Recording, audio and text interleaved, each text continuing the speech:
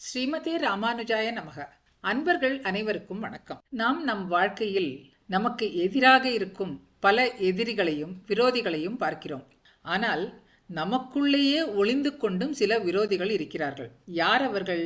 காம, குரோத, லோப, மோக, மத மாத்சரியம் என்று சொல்லக்கூடிய விரோதிகள் இவர்கள். அப்படிப்பட்ட விரோதிகளை அழிப்பதற்காகத்தான் ஓம்காரத்திலே முன் வந்து உட்கார்ந்திருக்கிறான் பரமாத்மா. ஆசை, பேராசை, அதற்கு மேலே ஏற்படக்கூடிய ஆசை, இதற்கெல்லாம் காரணமான மகாலோபம், இவையெல்லாம் கெட்ட குணங்கள். இவற்றையெல்லாம் இந்த ஓம்காரம் போக்கடித்து விடுகிறது. ராமாயணத்துல கும்பகர்ணன் ராவணனை பார்த்து இப்படி சொல்றான்: பேசுவது மானம், இடை பேணுவது காமம், கூசுவது மானுடரை, நன்று நமது கொற்றம். அதாவது அவன் ராவணனை பார்த்து, ராவணா, ஒன்று செய், காமத்துக்கு இடம் கொடு, இல்லாவிட்டால் மானத்துக்கு இடம் கொடு. காமத்துக்கும் இடம் கொடுத்து விட்டு மானத்துக்கும் இடம் கொடுக்க வேண்டும் என்று நீ ஆசைப்படுவது எப்படி சாத்தியமாகும்? மாற்றான் மனைவியை நீ அபகரித்து உள்ளே வைத்திருக்கிறாய்.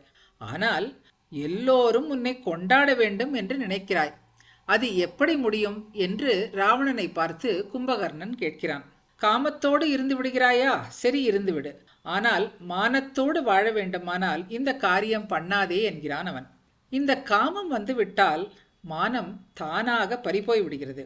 எவ்வளவு பெரிய வித்வான் ஆனாலும் அது அவரிடத்திலே தங்குவதில்லை.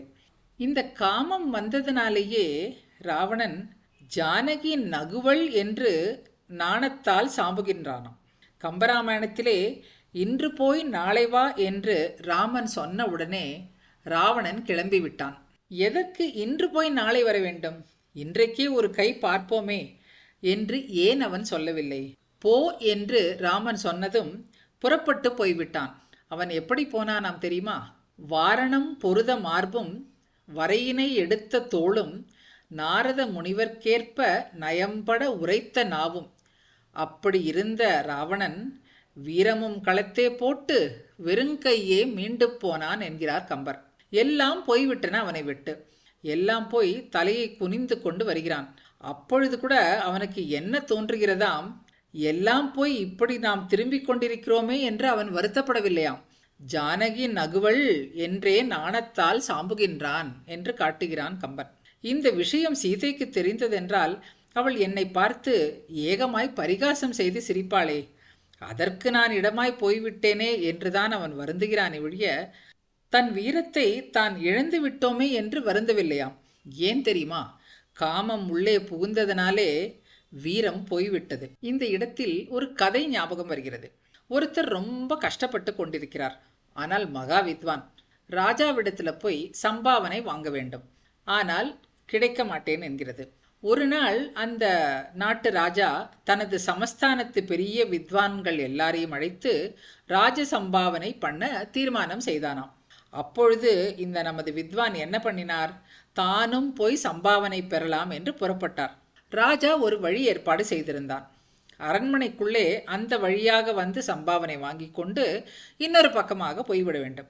மறுபடி உள்ளே வர முடியாதபடி வகை செய்திருந்தது. நமது வித்வானும் அழகாக வந்து சம்பாவனையை வாங்கி கொண்டார். 10,000 ரூபாய் சம்பாவனை, ஒரு சால்வை, 2 கைகளுக்கும் தங்கத்தோடா. எல்லாவற்றையும் இன்னொரு முறை பார்த்தார். பார்த்த உடனே, அடடா, இந்த மாதிரி இன்னும் 2 இருந்தால் நன்னாயிருக்குமே. இன்னும் 2 சால்வை, இன்னும் 2 தோடா, இன்னும் ஒரு 10,000 ரூபாய். அவருக்கு வரக்கூடாத ஆசைகள் எல்லாம் வந்துவிட்டன. வித்வானாயிருந்தாலும் ஆசைகள் விடாமல் வருகின்றன பாருங்கள். அந்த வித்வான்களுக்கே ஆசை இருக்கிறது வருகிறது என்றால் இந்த இந்திரியங்களுக்குத்தான் எவ்வளவு பலம்.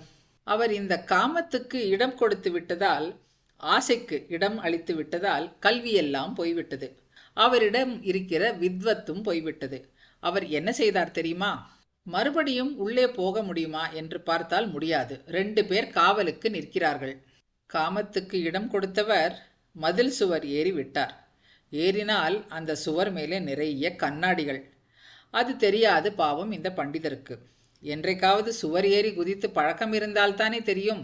ஏறி காலை வைத்து காலெல்லாம் கீற, உடலெல்லாம் கீற, அப்படியே இரத்தத்தோடு மறுபுறம் இறங்குகிறார். ராஜாவுக்கு எதிரிலும் போய் நின்றார். பார்த்தான் அரசன். பண்டிதரை போல இருக்கிறார்.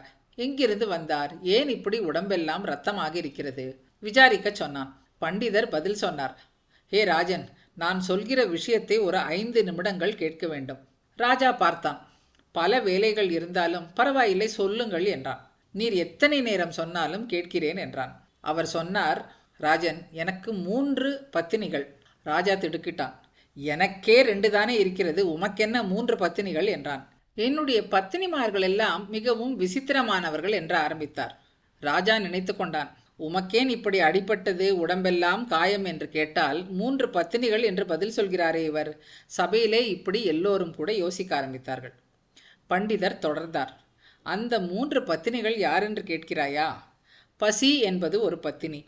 ஒரே பசி பசி என்று பத்தினி பக்கத்திலேயே உட்கார்ந்திருக்கிறது.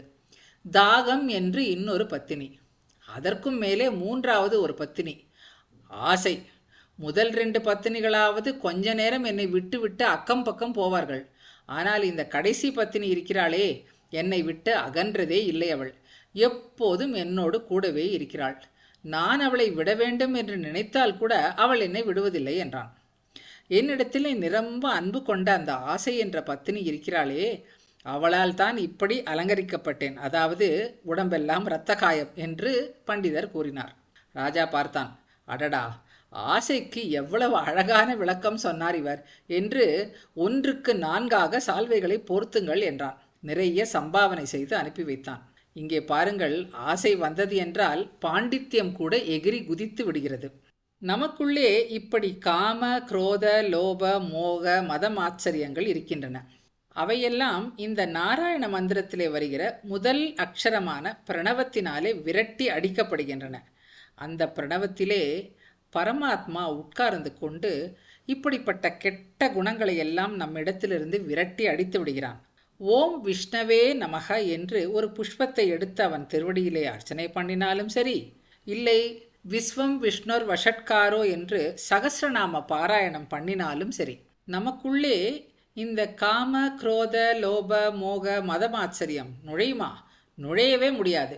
ஆகையினாலே பெரிய விஷயங்களை சுலபமாக நமக்கு எடுத்து காட்டுகிறது சகஸ்ரநாமம்.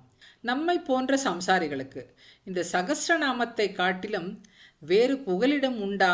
இல்லவே இல்லை. சகஸ்ரநாமத்தை சொல்வதை காட்டிலும் வேறு வாய்ப்பு எதற்கு நமக்கு? அதனால் அன்பர்களே, மிகவும் எளிமையான இந்த சகஸ்ரநாமத்தை நாம் தினந்தோறும் எளிமையான இந்த சகஸ்ரநாமத்தை பாராயணம் செய்தால் அந்த எம்பெருமான் நம்மிடம் உள்ள இந்த கெட்ட வேண்டாத குணங்களை எல்லாம் அகற்றி நமக்கு நிச்சயமாக திருவருள் புரிவான். சகஸ்ரநாமத்தை தினமும் நாம் பாராயணம் செய்ய செய்ய அதன் மகத்துவத்தையும் அதன் பெருமையையும் அது நமக்கு செய்யும் பல நல்ல விஷயங்களையும் நாம் அனுபவத்தில் கண்டிப்பாக உணர்ந்து கொள்வோம். வணக்கம்.